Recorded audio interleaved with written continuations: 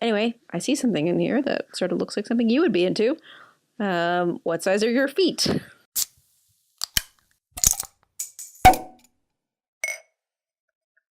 Welcome to the Toronto Beer Podcast with me, Chris Schreier, and my always friendly, happy, ready and willing to chat about beer co-host, Mandie Murphy.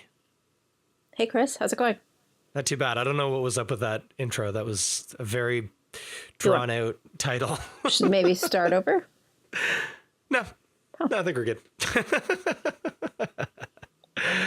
But unless you're offended by it. No, not at all. No. I think it's all accurate. Well, that's very kind of you to say. I hope to be friendly and willing to chat about beer. That would be a really crap podcast if you were unfriendly and unwilling. Might be more fun. So, Mandie, tell me about the beer you're drinking. Hey, Chris, go fuck yourself. Sucks. This beer's terrible. You know what I'm drinking right now? I'm drinking a vodka soda. What do you think about that? I hate beer.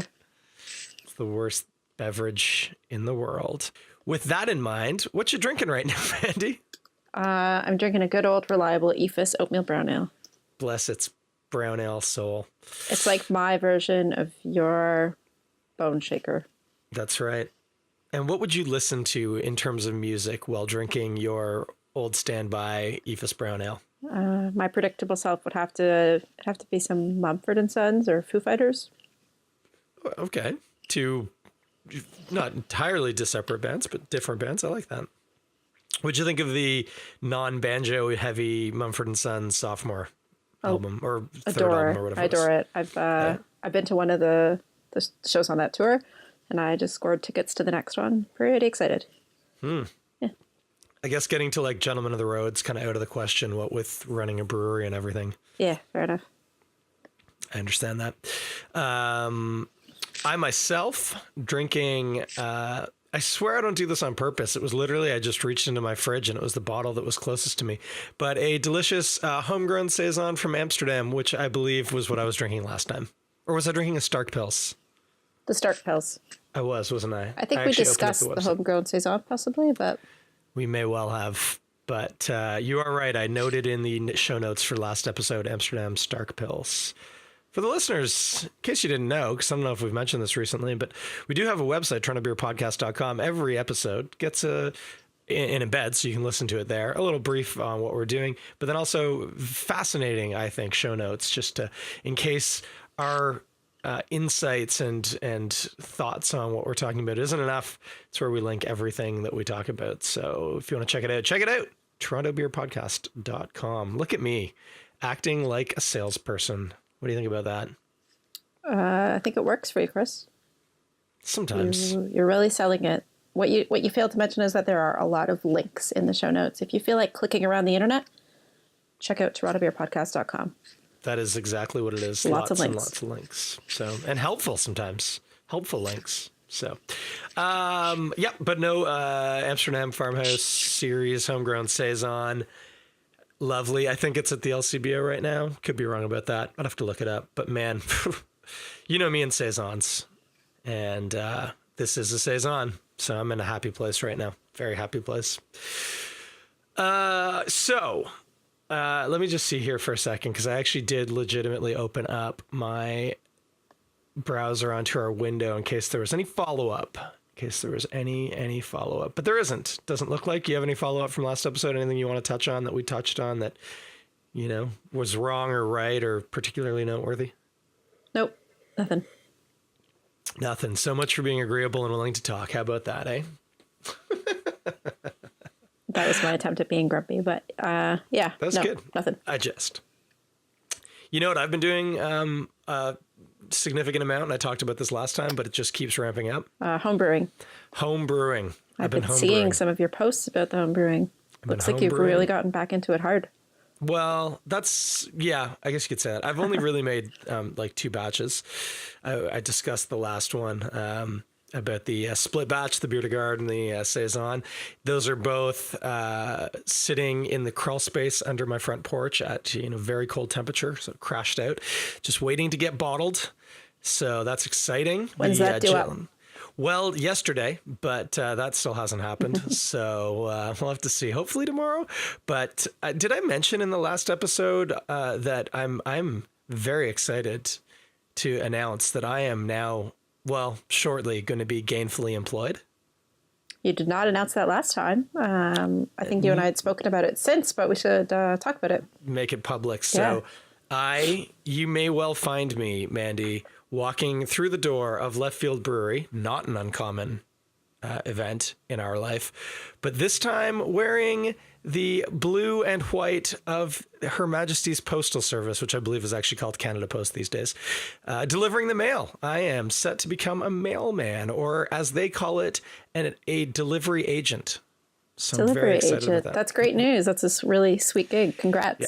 Thank you kindly. I've ticked every box now except for training. I have, starting on Monday, 13 consecutive days with the weekends off, of course, of training. And once I'm done that, I will officially be a temporary on-call delivery agent, and looking forward to making some money, to getting some benefits. And also, I'm told, on average, walking about 12K a day when you're walking a route. So some free fitness, not just free fitness, paid fitness. So very stoked. That's awesome. And you're going to be servicing the Leslieville territory with our Left Field Brewery on your route? Well, no, temporary on call means I'll just be filling in routes as they are available, which apparently in Toronto is near constant. But I will never know where I'm going to be until I get the call that morning saying, hey, why don't you deliver mail to Left Field Brewery? Or, hey, why don't you deliver mail to Reinhard Brewery? Or I could stop now. I could just keep doing that for a while. Is this just your way to have an excuse to get around town and check out all the new breweries? That's exactly it. I'm hopeful that I'll actually get some West End routes, and I actually get to pop in on places that I haven't been to. I can't remember where I was going with that. Oh, we were talking about homebrewing, and so that's why I haven't bottled the most recent, or the not most recent batch, but the batch that's set to be bottled. I also brewed up a big batch on my own, all by myself. Nobody came to join me, not even my regular brewing buddy Josh, but I brewed on my own a really big Vermont-style IPA, which I was super duper excited about, and I kind of pooched something, and I'm such an amateur sometimes, but basically when I mashed, I missed my temp, and I did some stupid things to try and fix it, and I ended up actually basically giving my my mash protein rest. Which, if you're a home brewer, you probably know about, because it's something you would never do because it's totally unnecessary. But aside from that, I thought everything was really good. But then I took gravity samples of it yesterday, and it had hit its finishing gravity, except it tasted like green apple Jolly Ranchers, which is that word I can't say. Acetaldehyde. Acetaldehyde. I think I'm saying it wrong too, but yeah, that's exactly what that is. If you say it with confidence, though, it's believable. So the hope now, if I can boost the temp a little bit and leave it, is that the yeast will clean up after itself, and it'll eat it all that up and metabolize it out. And if it doesn't, then I'm going to have 10 gallons of vinegar to make. And there will be malt vinegar for every listener of the Toronto Beer Podcast, as long as they want to pick it up. So we'll see how that goes. But that's a bit of a bummer, because there was 1.25 pounds of hops in that batch, which for a home brewer is a not insignificant amount of hops. Not cheap. Yeah, it depends on where you get your hops, but you're right. In principle, that was a very expensive beer. So yeah, but if you want to follow along that, speaking of self-promotion and handing out website addresses early in the show, by the time this goes live, if you want to follow my homebrewing exploits, check out crookedbullseye.com. The link will be in the show notes, but we're going to be writing about our adventures or misadventures, I guess you could say, in home brewing there. I've got a post just about to go up of it. Do it myself, which DMY doesn't sound... No, DMS, I guess. That's dimethyl sulfate. You don't want that in your beer. Doesn't sound as good as DIY. But anyway, I made a stir plate, and it's finally working. So I'm pretty excited about that. And you can check out all that information on the website. Look in the show notes. Wow. How do you find time for it all? That's a lot of stuff, Chris. Well, and tell me about it. When I start walking routes to the post office, I don't know if I'm going to get anything done, but we'll see what we see. I find time for it because I'm an escapist, and nothing pleases me more than being very quiet and sitting in front of a computer for extended periods of time. So that's why podcasting is so good, is because it's at the end of the day and I can sit in front of the computer and talk a lot. And that's just what I need. Just what I need. This is therapeutic, Mandie. Thank you. Anytime. Happy to help. I wanted to ask you about some new beers, because of course everyone's favorite brewery hound got his own beer. Yeah, he made it himself. He was begging us to brew. He's pretty short, so it's difficult for him to reach the control panel in the brew house, but we thought we would let him give it a go. It turns out all he really wanted was the spent grain dog biscuits, and he doesn't actually care much for beer. But anyway, he brewed a beer called Wrigley, and it's an oat pale ale. Yeah, it's a style we've wanted to brew for ages because it's the style we really enjoy. It's nice and smooth and creamy, but it's also quite bright and juicy. Somewhere between an American style pale ale and a nice smooth, creamy oat ale. So it's really, really lovely. And we are donating some of the proceeds to our local dog park. It's a space that we frequent, the Greenwood Dog Park, and it's got a lot of use from the community and really great sense of community. There have been a lot of improvements made there recently by the city as a result of some fundraising that a local group of residents had put together. And so the park's on the up and up, but it still tends to be quite flat and boring. So we're working on that together with the city, and we'll be using the proceeds from the beer to make those improvements. And then Wrigley will be able to have more fun at his local park. That is fantastic. And he is a dog park fan then, by the sound of it. I know some folks' dogs don't do well at the dog park, but Wrigley seems like the kind of pup who he would be the socialite. He is, yeah. He loves other dogs. He doesn't always know how to greet them. He usually runs at them and jumps on top of them, but he's still got a bit of a puppy brain going on. Yeah. He's fairly gentle, though, even though I'm saying he jumps on top of them. He's a pretty gentle jump. And, he loves the dog park. We've been going since he was a puppy, and there is a dog park, another dog park, actually, Monarch Park. It's on our route between home and the brewery, so he goes there every single day. And then he'll often go down to Greenwood Park at lunch. So he gets some good use out of the local dog parks, and the Greenwood one especially just tends to be kind of boring. It's flat and rectangular, and aside from just running in circles, there's not really much for dogs to do there. So yeah, I mean, I go by that one not infrequently, and it's great that it's there because it's such an open space. It was like begging for it, but it does sort of have the feeling of being in a pen.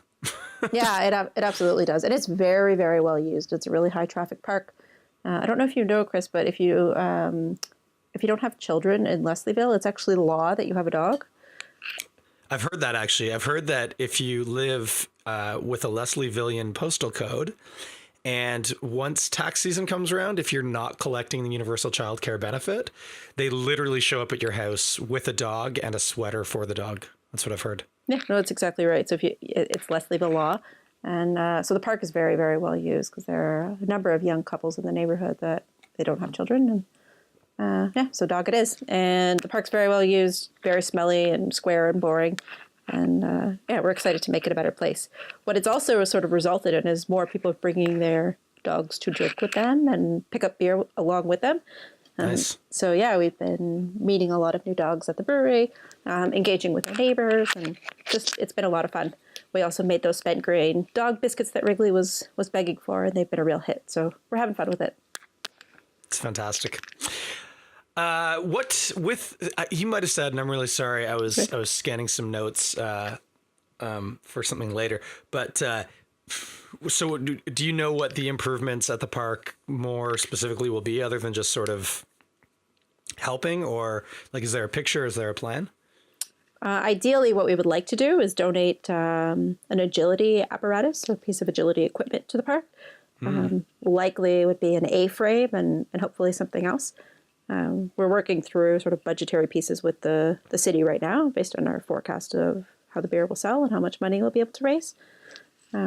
So we'll see where it nets out. At the end of the day, the city makes the final call, but we'll be working sort of through them to make the improvements. There are also some improvements that are taking place in the park right now, and some people say they are completely funded and others say they are underfunded. And so if there's a funding gap there, then we would firstly help to complete the upgrades that are already being made. And any remaining proceeds would be used towards some agility equipment. Cool. Yeah. Sweet. Totally non-related now, if we can flip switches, although it has to do with sort of community betterment, as it were. I have this idea. This, by the way, is going to lead to a question directed at you, so stick with me. But I'm trying to think of how to frame this. There's going to be an opportunity in the next couple of years in my neighborhood, possibly to take part in a project that I think could be really neat, which would be it's not a community garden, but a garden with public access, basically. And it would be, it's meant to be ornamental, but I've got this idea that I think it would be so awesome if the garden was at least somewhat productive. And so maybe had a couple of fruit trees in it, for instance, like apple trees and pear trees. And similarly, maybe used edging that was like a fairly hardy herbal bush, like rosemary, for instance, but just using productive plants in it and making it known in the community that that stuff's there for anybody. And so on the one hand, the really altruistic side of that is that, for instance, like when the fruit trees are fruiting, where I live isn't exactly a neighborhood frequented by marginalized members of the community so much, although there are some. But if somebody were literally hungry, they could grab an apple and have an apple and grab 4 more and stick them in their pockets for later on. That it would be that, but then also, you know, a family or an individual walking by is going to be making some pasta later that night, and they snip a little bundle of basil. Now, I know I'm a bit pie-eyed about this sort of thing, and obviously people are going to be taking too much and killing plants and stuff like that. But even just the effort, the attempt, I think would be pretty meaningful. And part of it is, I was thinking it'd be so cool to grow hops in that garden. I know that you guys at least used to be hop growers. You still growing hops? We do. Yeah, we have 3 hop plants that grow in the backyard. Have you ever thought about, I know you don't physically have dirt at the brewery, but I know there's been some people with success in sort of half barrels and stuff like that. Thought about like doing some hop gardening at the brewery just for an educational piece more than anything? Yeah, I'm not sure where we would really be able to do it. Like we're at a 0 lot line building. So we're lit with the wall of our the exterior wall of our building is attached to the sidewalk. There's no land or space. We do have a side alley between us and the Pilot Coffee Roastery, so we could explore that, but I don't think it gets enough sunlight. So we could explore sort of some rooftop stuff, but you need to go upwards from there, which could make it a little bit challenging.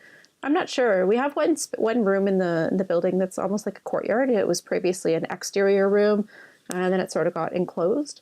Mm-hmm. And it almost feels like a greenhouse when you walk into the room. You're probably familiar with the one I'm talking about, Chris. Yeah, I'm pretty sure. And it would be really cool to do some growing in there, or at least to attempt it. But for now, it is the junk repository. Mm-hmm. And yeah, it's just filled with boxes of paper bags and hand towels and keg tags and all this crap. So I don't know. It's not top of mind for us right now, but it's something we'd like to explore longer term. That's cool. Yeah, I know. Obviously, I mean, you look at like farm style breweries where they're actually making an effort to grow for the sake of ingredients. But I always think it's pretty cool when people kind of come to a brewery and are faced with, you know, things like hops growing and stuff like that. It's a really neat way to reach out to people. And to connect them to the idea that this is like a agricultural product, which is what it is. It's cool. Sorry, I didn't mean to cut you off. But I was going to say it's cool in that sense, and we could also look at it on the other end of things. Like I'm getting a lot of. I know we're not using a ton of spent grain in these biscuits, but I'm getting a lot of satisfaction in sort of taking home some of the spent grain and baking the dog biscuits and seeing them, sort of all the byproducts of the brewing process be used in a productive way. Like with every dog biscuit that we sell, we raise money toward the park improvement. So it's kind of cool that a byproduct of the process is helping the community pretty directly. So that's a lot of fun. And that will sort of just lead me to put a question out there. If any listeners have any leads on potential uses for spent grain here in the city, I know a lot of rural breweries do have farmer connections and pretty strong relationships with farmers who will take away their spent grain and use it as feed. We do not, and what we've been told sort of repeatedly by farmers is that for the amount of spent grain that we're putting out and our physical location in the city, it's just really not worthwhile for them to truck in and pick up the feed. We just don't have enough of it to make it worthwhile for them. And then any sort of more urban uses, like we've been in touch with the Riverdale farm to see if potentially they'd be interested in taking some of it off of our hands. They're also not really interested just because they don't have enough animals. And so we found ourselves in this sort of weird spot where we're a little bit too urban and not really producing enough beer to make it worthwhile for the rural farmers to come in and pick it up.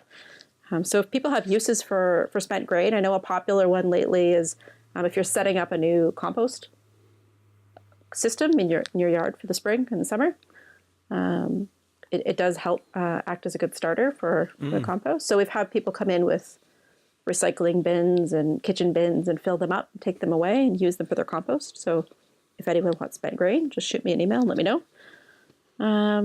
It's also a good mulch for your garden bed. If you, it's not necessarily visually, I'm not going to say it's unattractive, but when most people think about mulch in the garden bed, they're not thinking about spent grain, but it does what mulch is supposed to do, which is allows liquids like water through, but helps insulate and helps inhibit weed growth. So it's a good mulch. Yeah, that's a fact. There are all kinds of uses if you're interested in baking with it or making your own dog treats or drying it out and using it in other ways. Go for it. We have tons. Right now, it's fine. We're just sending it off to a compost site. But it's kind of cool to see it used in more productive, meaningful ways. So if anyone's interested, send me a note. And we have plenty of it on a very regular basis. Nice. Now, I have this thing, and I've been mentally planning this for 3 or 4 years, and I've never actually done it. I'm probably closer this year than ever, but also, given that my schedule is about to get a lot busier, and also I sort of a little worry, have to be a little bit maybe more careful because I'm shortly going to be a federal employee, but this sort of thing, it'll all make sense in a minute. But if anyone wants to totally rip off this idea, I 100% support you. My plan had been to either buy or get donated, or really more realistically, just rub up against some people who grow their own hops, like yourself, Mandie and Mark, and other people. And in the spring, cut some rhizomes, which is how you propagate hops. And I had this idea of guerrilla hop planting around the city. And so planting hops in hydro fields at the base of a hydro tower, for instance. There were some really neat garden box planters in the middle of Ellesmere Avenue, not far from where I used to live in Scarborough, that had some trees that would support hop growth, but just as many rhizomes as I could get and spreading them out really far apart, just in case anybody got wise to the fact that that plant shouldn't be there. They wouldn't then identify 6 others in the same area, and try and see if I could guerrilla grow some hops throughout the city, and then just share them with anybody. Obviously, the first year or two, you don't get a very good harvest. And obviously, harvest would be difficult because you'd have to go at night with a garbage bag and just cut the vine and jam it into the bag and then sort it out when you got home. But this was my plan, was guerrilla hop growing. So if while you're thinking about how you might use spent grain for gardening, you think about some gardening and reclaiming urban land space, this is an idea you might be interested in. What do you think, Mandie, as an individual, not as a representative of the Left Field Brewing Company? No. Even as a representative of Left Field, I've actually had the same idea before. I thought could be really cool, like a cool thing for us to do just in our own community.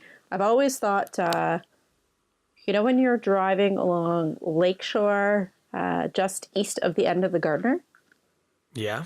and there are those along the cycling and running trails there. There are those former supports for the Gardner Expressway where it sort of used to exist there, but it doesn't anymore. And there are some vines that grow up the side of those. I always thought it would make a cool place for hop planting. Mm-hmm. They get lots of sunlight, and the soil in our area is especially good for hops. I thought it could be a cool thing to do. Yeah. And yeah, it'd be fun. It'd be fun to make a beer out of hops that were grown sort of around town from different neighborhoods. Yeah, the Guerrilla Ale.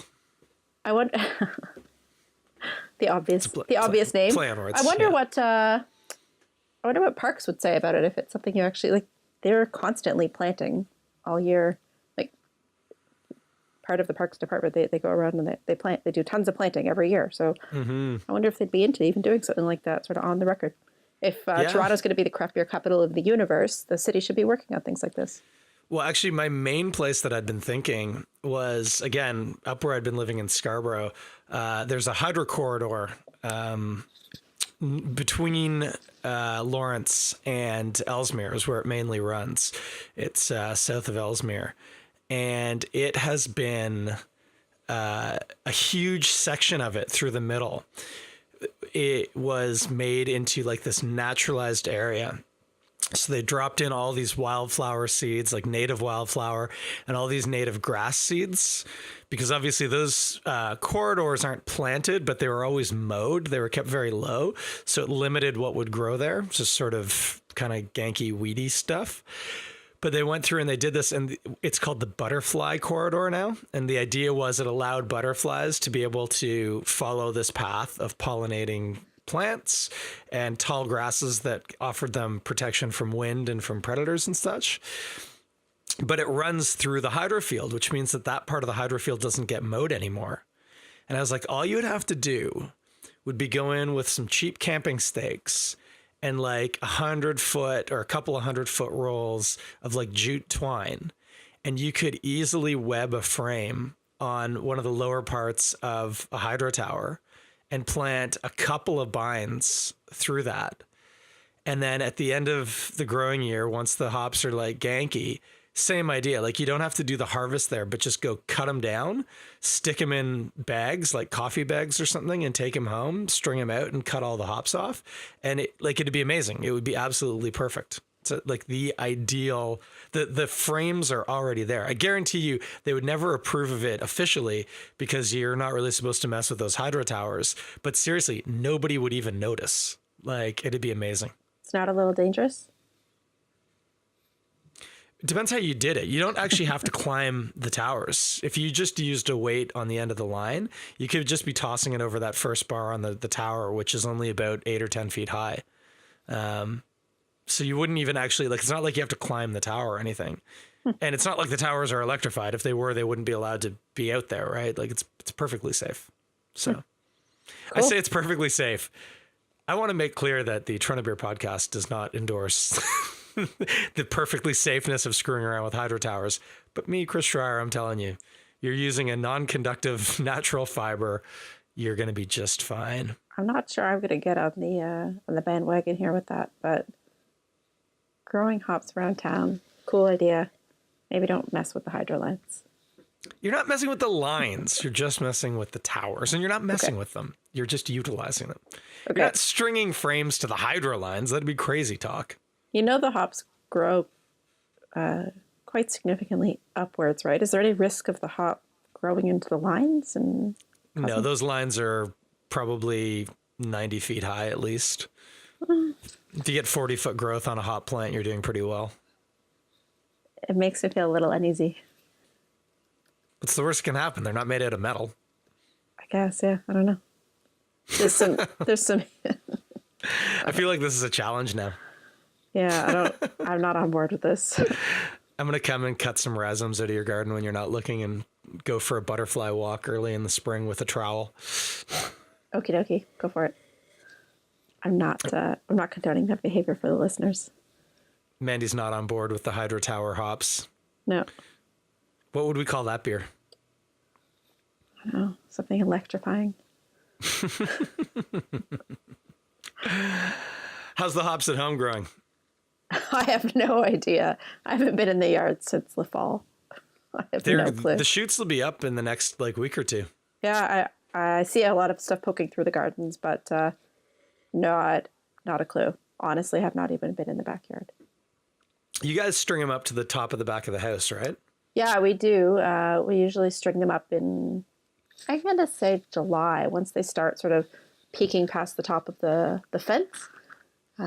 We tie some string, like very thin string from the fence up to the upper level, like patio of our home, which is on the third story of the house. And yeah, they sort of make a canopy over the back of the backyard. It's pretty cool. Cool. And they brew up well, eh? I'm not going to go that far, no. I'm not sure we've ever had any real success with brewing with them.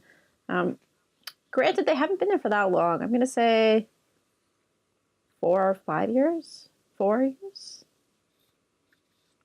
Well, I'm trying to think when they were, I think, 2 years old when me and Mark were doing the brewmance things. Like, they were pretty healthy then. Yeah, I don't know. Did you guys have a good result from that beer? I can't really recall. We didn't actually use any in a brewmance. I don't think. Oh, I'm not could sure. be wrong. I don't know. So cool fun fact. I had a really interesting conversation, and this ties in with hops, but I like dehydrating some foods, especially if like I get a really good deal on like hot peppers at the farmer's market at the end of the year. Do you have a dehydrator? So I do. Oh. Yeah, it's not like a super tech one, but it's totally good. Totally works. It's got trays. It's basically got like a hairdryer motor in it with like a fan. So it works. It's very effective. But I was talking with a friend who's also a bit of a dippy hippie, and I was saying, oh yeah, like I have this dehydrator, it's good, but like there are times when it's just not big enough, or there are times when it doesn't have quite enough oomph. Like it struggles with raisins. Like full size grapes are difficult because there's so much liquid in there. Sure. And he was like, dude, you have a bigger, more effective food dehydrator. And I was like, what? He goes, yeah, man. He's like, just get either like trays or like window screen inserts or whatever, and load them up with whatever you want to dehydrate, and then put them in your car in the summer and just crack one window enough that there's a little convection from the air. And he's like, guaranteed everything will be dry in a couple of hours.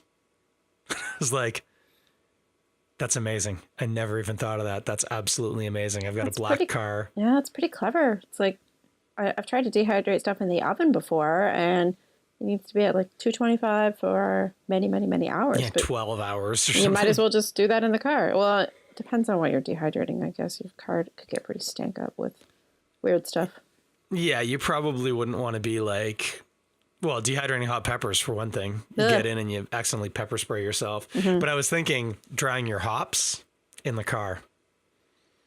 That'd be a pretty potent aroma, I would think. Just come to think of it, if you got pulled over, you might get yourself in a spot of bother with the the police over that one. Sounds like trouble. It might work well for the dehydrating of spent grain, which takes forever in the oven. Yeah, actually, it probably would work really well for spent grain, to be honest with you. It would smell like a bakery. Delicious. Mm-hmm. That would be good. So, dear listeners, if you're into dehydrating, you want to give the car technique a whirl in a couple of months when it's really good and hot, let us know how that goes for you, because I still haven't done it, but it's apparently the done thing, I'm told. So it's a cool idea. Pretty cool. I was going to actually, I got sidetracked here, but talking about guerrilla hops and growing your own and stuff like that. What, Mandie, if you could grow one thing to put in your beer, maybe not like a full-size batch at left field, because I understand that can be challenging, but maybe a what is it you call it, Little League or whatever, when you're brewing on the Brew Magic? Little League series. You could do like a Little League series. What would be an ingredient that you want to make a beer with? And I should say a non-standard ingredient. I don't know. I go for fairly standard things. I really love fresh, local, seasonal fruit. So I'd love to do something with like some really fresh, delicious local peaches or nectarines. You'd need to wait quite a significant amount of time to have a tree in your yard that would be mature enough to harvest some grapefruit from. Did you just say grapefruit? Oh, grapefruit. Grapefruit, not grapefruit. They said grapefruit. I'm like, yeah, you'd have to wait a really long time because it would keep dying every winter. Yeah, no, that wouldn't work so well. I'm aware. I grew up with a cherry tree, or a pair of cherry trees in the backyard. Sweet or sour? They do come in twos. They were pretty sour, but they were delish. I think I've always thought that would make a nice fit for a beer, so that's something I'd like to do. I actually got some Morello cherries. I only know that because it's like Tom Morello, but at the Leslieville Farmers Market, which I don't know if you guys frequent or not. It's do. Yeah. I was gonna say it's right down on Queen. It's pushing the boundary for what people would call the beach, but anyway, it's a good farmers market. Well, it's right on the edge. Yeah, and it's out of the geographic range of what the traditional beach is considered. So you got to give it to Leslieville, but it's a great little farmer's market. And we go there a lot in the summer. And anyway, I got some Morello cherries and I did my classic 3711 French Saison on Morello cherries. And it was really, really nice. Really good beer. That sounds really delicious. I just feel like cherries could work so well in so many things. There's the risk of, in certain darker beers or even bigger, boozier beers, of it coming off as medicinal. Because cherries tend to have that sort of connotation or taste memory for many people, but I don't know. It all depends on the recipe of your beer and the type of cherry that you're using. Well, exactly. Using the sour cherry, I think, would help because a lot of that cherryness, it's kind of like a sickly sweet kind of cherry artificial thing. Yeah. So yeah, I'm going to go with cherry. What would be your number one ingredient? Well, it's an ingredient I've brewed with twice now. One time, I don't know what the results were, though you might. There's a little hint. And the other time, the results in principle were good, but the final execution was flawed. So the first time, and I haven't told you what it was. It's Altufo mangoes, which I can't grow. I'd have to buy those as well. But those are the smaller yellow mangoes. They're, well, smaller and yellow. They're delicious. They're very sweet.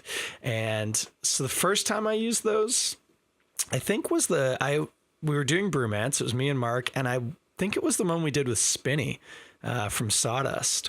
And we did Altufo mangoes and Earl Grey tea in a golden ale. And I never had it. I think it was still fermenting out, and we did another episode, and then we didn't do any episodes after that, and so I never had it. So I'm assuming you and Mark probably drank it at some point because it would have been in a keg in your cooler. That does not sound like something I've had the pleasure of enjoying. I wonder if he's just got it like sitting in a keg in the conditioning cabinet, just waiting. There are a few batches of super, super old homebrew, just in carboys in the basement, in the garage. Well, because there was also, we did an Albrecht ferment with Ian from Amsterdam, and we knew that was going to take like 6 months or something. And that one could very well still be sitting around completely bone dry because the Brett will have annihilated any sugar left in that thing. I don't know. It's highly possible. You should come over someday and we could check it out. I think there's all kinds of weird stuff in carboys down there. Mark and I were talking last night, actually, that he should sub for you one time on the podcast. I just suggested that to him tonight, actually, on our way home. That's right. So we were talking, I was doing some sniffing around yesterday about the old chestnut that we always have, you and I, the definition of craft beer. And I talked to a bunch of different people yesterday. I had a fascinating afternoon talking about that. But that's I heard. He told me about it and basically gave me the warning. He's like, that's what Chris might want to talk about tonight. So heads up. No, I knew I wasn't going to do that because you and I, we know where each other stand. I think we've beat it to death. Yeah. I'm going to put out some writing about it in the next month or so that might make us talk about it again. But anyway, sure. I was talking to him and his opinion not unsurprisingly, I don't expect married people to walk in lockstep on everything, but his opinion is different from yours. And I said, you should tell Mandie that I want you to guest on the podcast, because the implication there being that then him and I could team up on you. But then I was thinking about it. I was like, actually, it'd be a lot of fun if Mandie was like sick one time to have you like sub in as like nearly Mandie, like also owner of Left Field, also Wrigley's person, but not Mandie. It's Mark. I thought it would be fun. But if you think I'm a lady of few words, Mark will really give you a run for your money. I would ensure that I would get him at least somewhat intoxicated before we did it. But anyway, where was I going with that? Oh yeah, mangoes, what I would use in brewing. So we made this beer, and I think about that. Golden ale, so nice kind of Belgian spice to the yeast, but not a whole heap getting imparted. Like it's a canvas to work with. And then sweet, ripe El Tufo mangoes. And I got Earl Grey tea from Pippin's on Queen Street, which is a lovely tea shop. If you like tea, don't go to David's, which I've been told by multiple people is the Hooters of tea shops. Go to Pippin's. I believe the owner's name there, Barb, wonderful woman anyway, and her whole staff, great people, and very lovely tea. And so we got some beautiful loose leaf Earl Grey, and I think we gave it like a 15-minute whirlpool stand and chucked the mangoes in secondary. And in principle, that was probably one hell of a beer. And then the other time I used it was with a friend of mine who is from Nicaragua, and we made a beer called Nicaraguan Breakfast Stout. And so it was a stout made with Nicaraguan coffee and El Tufo mangoes. And I've actually got bottles of it still kicking around because I don't know how, but I completely screwed up carbonating it because I bottle condition. I bottle carb because I don't have a draft system.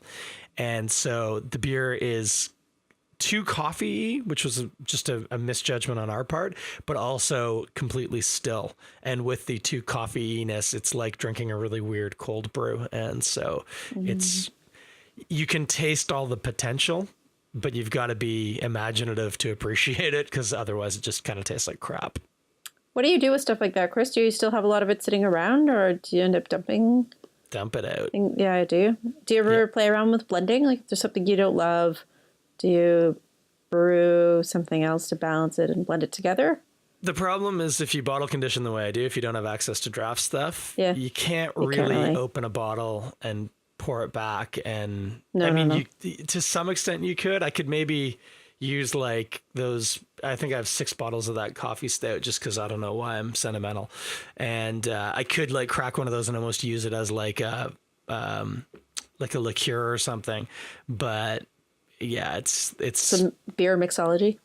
Yeah, it's too late at that point. To be honest with you, I think we talked about this either on or off record last time, but I had this 5-gallon carboy of last year's Christmas beer that I never got around to doing anything with. And when we tasted it this year, it was pretty acidic.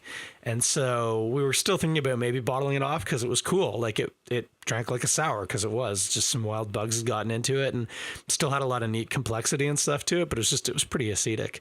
But then we didn't do that either. And then I moved it with me, and it was sitting at the back door. And I said to my buddy Josh, the day we were brewing the split batch, I was like, you know what, man, let's just rack this off into a fresh carboy, get it off the cake.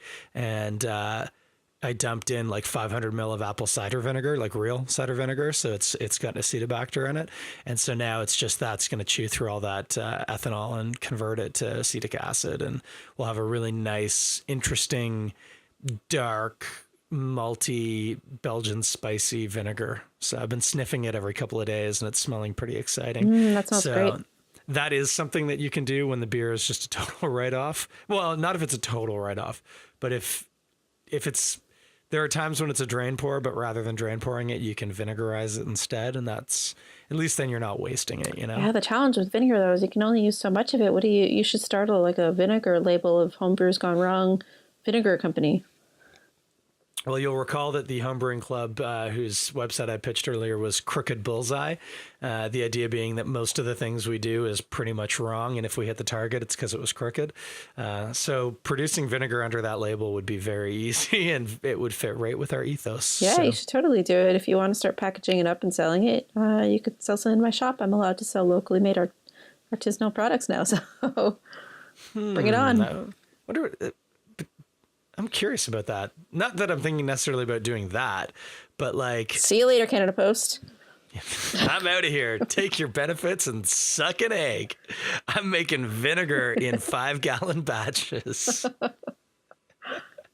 No, I was just thinking like there's got to be like liability issues and stuff like food production. But if it's artisanal, that's like the government's way of saying you can just do whatever you want. We're not going to have any oversight. You just work away.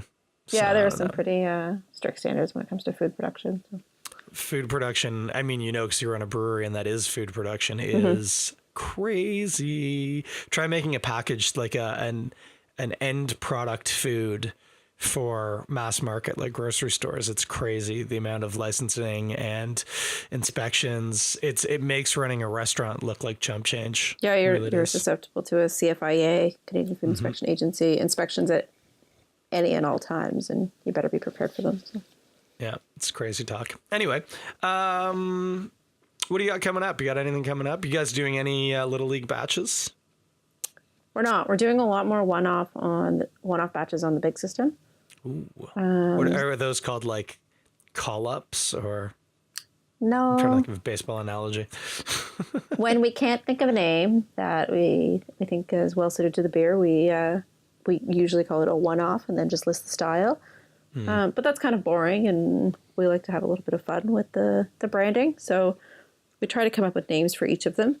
Like Wrigley is an example of one of the beers, first and third, and the anniversary number 3. Those are all one-off batches, right? So then even the Prospect, we just launched Prospect Galaxy a few weeks back. If you haven't tasted it, it's like fruit punch in a beer. It's amazing. All coming from the Galaxy hops. It's really wonderful and aromatic.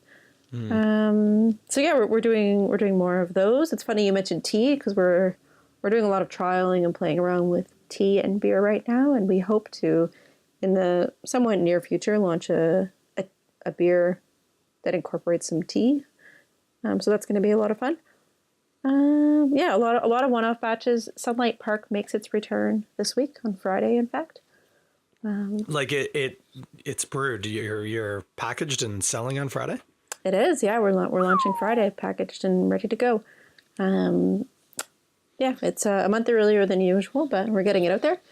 And yeah, it'll be around from April till August. So nice long haul with it this season. We're all sort of ready for summer to be here, so we're just going to pretend it's so with the beer.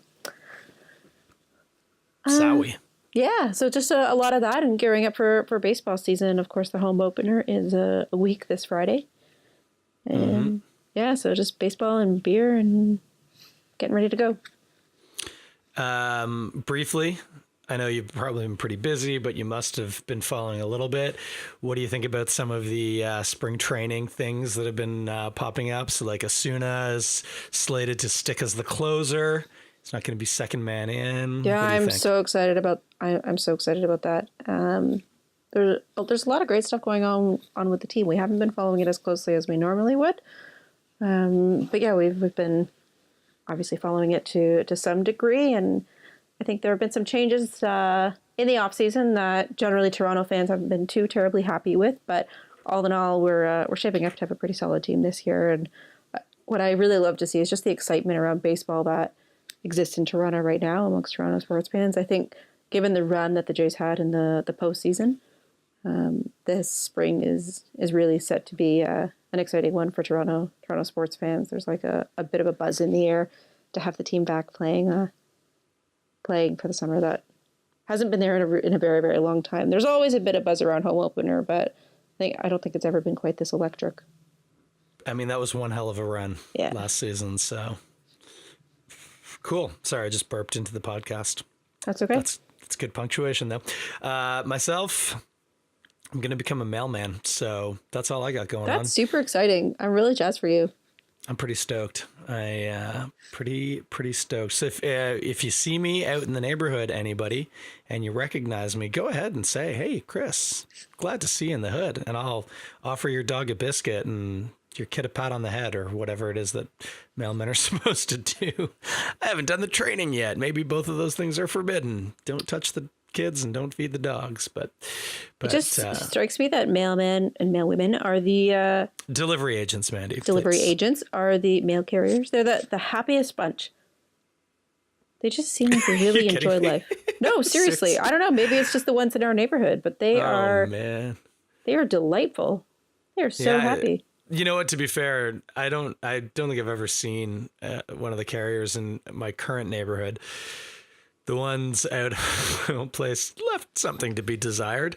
But it occurs to me that your neighborhood and the brewery's neighborhood and my neighborhood would all be sort of like high choice routes. So that would be for the guys who are like lifers. And so, yeah, you might get I say guys, gender non-specifically, are the people who have been at it the longest and love it the most. So that's a real possibility. I suspect that I'm going to be a friendly, happy Mr. Rogers neighborhood type postal carrier myself. That's my hope.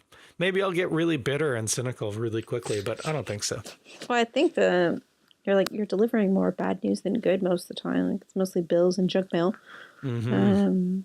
How often do you get a piece of mail that you're delighted with? Tonight I got home and I had an invitation to one of my best friends' wedding showers in the mail, and it's not every day you get a nice piece of personal mail. Mm-hmm. So I was pretty excited about that, but usually it's just junk mail and bills and really weird stuff for the former residents that haven't lived here in 7 or 8 years. For some reason, we still continue to get their mail, but it's like, I don't know, most of the time you're not delivering things that people want, but I guess maybe just being outside and walking and you get to be part of the community. I like it. Anyway, let's wrap it on up. Do this probably in 2 weeks, but we'll have to see what my life looks like. I know going forward, we might have to alter this. I don't know if I'm going to be able to keep these crazy 10:30 p.m. late nights if I have to get up at some ungodly postal hour to get out there and hit my beat. So we'll have to see. Might have to do a little rejigging on some of our standards, but I do intend to keep at it, and hopefully in 2 weeks things will still be good to go.